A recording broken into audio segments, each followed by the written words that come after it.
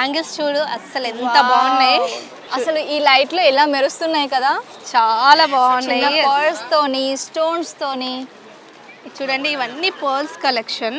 And ఇక్కడ వచ్చేసి మొత్తం బ్రైడల్ కలెక్షన్ ఉంది. ఇక్కడ చూడండి గోల్డ్ కలర్ లో ఎంత బాగున్నాయో. కిడ్స్ కలెక్షన్ ఇది వచ్చేసి.